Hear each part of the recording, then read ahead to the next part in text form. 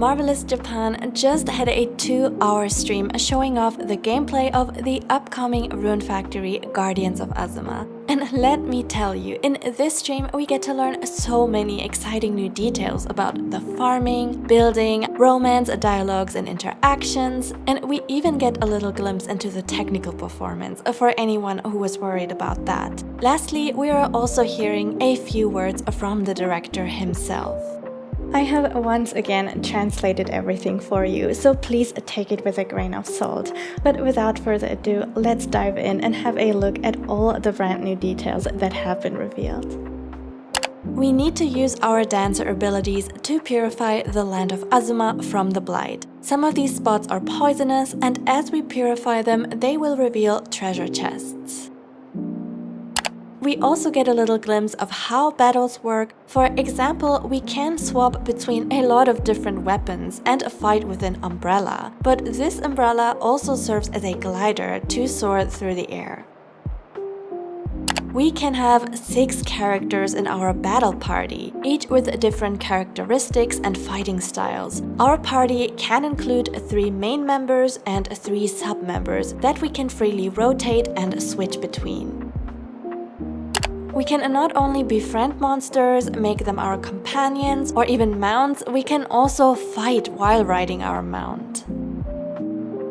We can find building materials in treasure chests, such as paths. Exploring the world and interacting with frog statues also allows us to discover cooking recipes. The game features 4 seasons, and therefore we've got 4 villages to take care of, which are themed after spring, summer, fall and winter. This also means that we can grow different seasonal crops all year round. And among these, there are 2 types of rice we can plant in paddy fields, which we naturally do not need to water manually.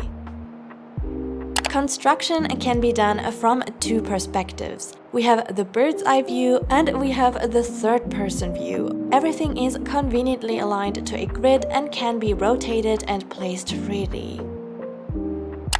We can freely relocate buildings without spending extra resources or facing any penalties. Fields can also be relocated, though crops in progress will revert to seeds.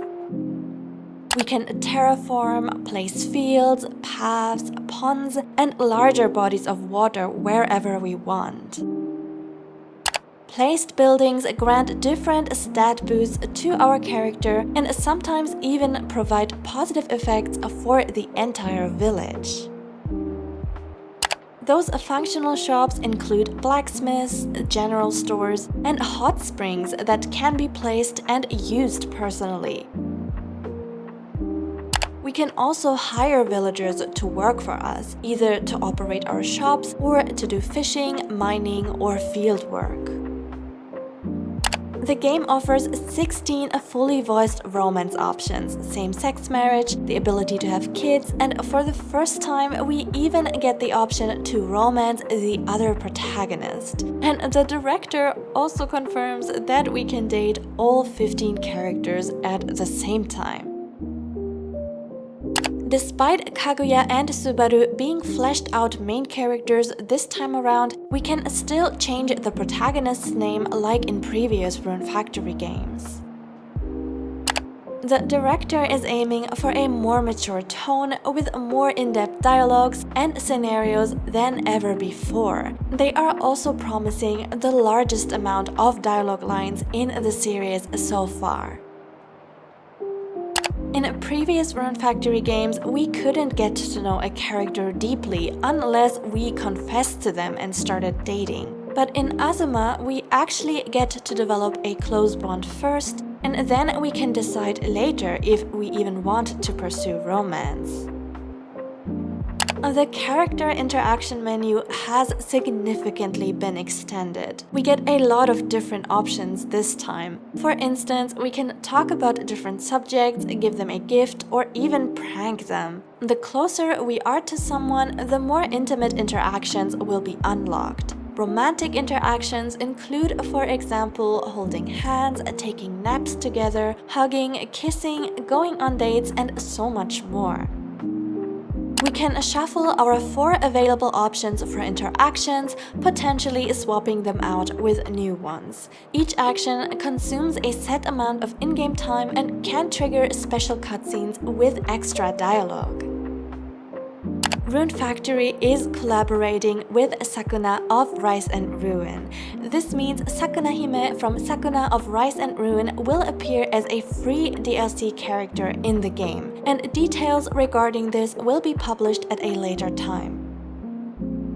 They have revealed DLC outfits for each one of the female marriage candidates that are all inspired by previous Rune Factory characters. However, the outfits for the male candidates have not been revealed yet, if there will be any.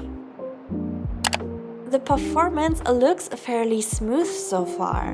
While objects in the distance still pop in and out, the higher level of detail gives the visuals a sleek and polished feel. We can see pretty far into the distance and it still looks good. Rocks and other surfaces have proper textures and don't feel cold or empty like they did in Rune Factory 5. We might be able to see the frame rate drop just a little during battles, but I didn't notice any significant stuttering otherwise.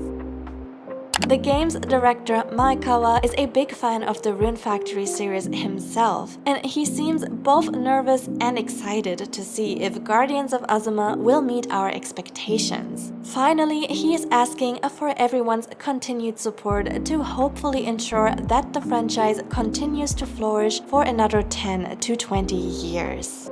After seeing so many exciting things about the game, my excitement is really over the roof. So please leave a like if you are excited too, and stick around with us for more cozy game content. But that is everything from me. Have a lovely day, my friends, and see you in the next video.